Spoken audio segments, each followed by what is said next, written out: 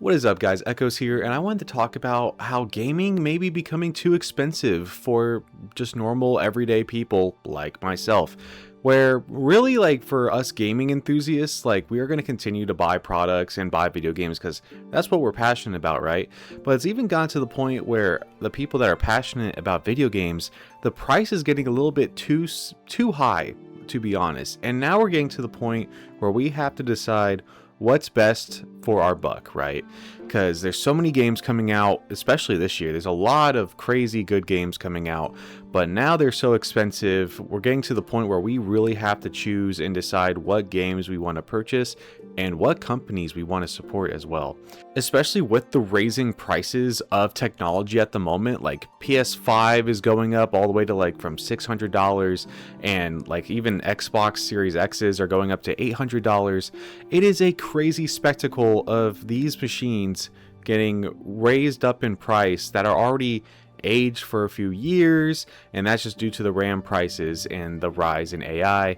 And especially with PlayStation announcing no more physical games, we really gotta decide where we want to spend our money.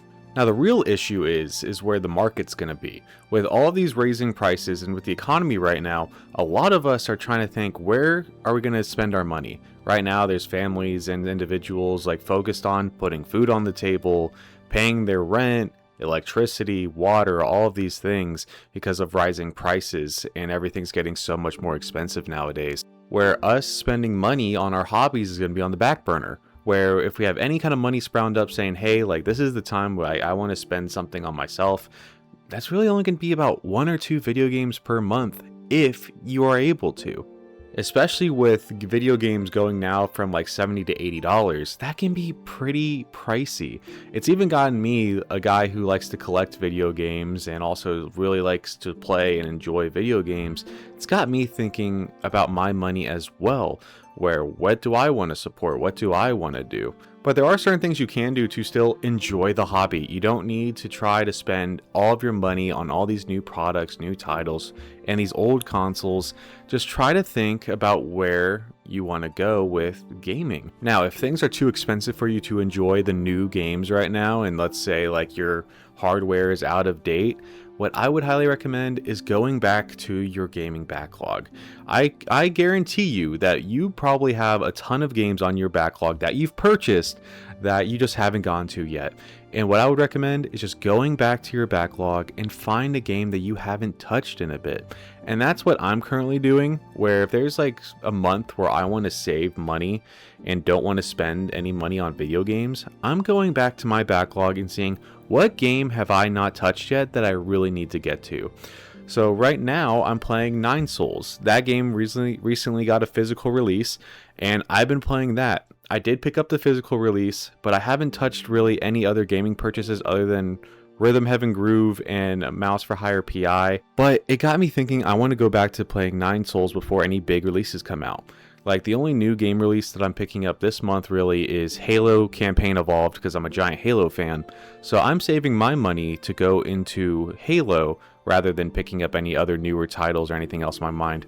So at this moment, I'm currently playing Nine Souls, and I think that's been a really highlight of my gaming experience because I haven't had time to really play video games recently, but Nine Souls has been constantly in my mind thinking, hey, I want to pick it up, I want to play whenever I can. And if I hadn't gone back to my backlog to play Nine Souls, that would have never been in my mind being like, I want to keep playing this game. Now, let's say you're someone that doesn't really have a gaming backlog at the moment, but you're looking to play some video games and you don't have like the best amount of money for it. What I highly recommend doing is just going to Steam and seeing what kind of discounts out there for indie games. There's always some constant sales for good indie games out on Steam, and you can always pick some up for pretty cheap. And you don't have to have the best hardware to play these games normally. Normally indie games are very low budget, you can run them titles rather than the big AAA titles that are going to totally outrun your graphics card and try to make that thing catch on fire. Normally these indie titles are very easy to run and you don't have to worry about it in case you don't have the best hardware. I would be constantly looking and be like, what games have I not played?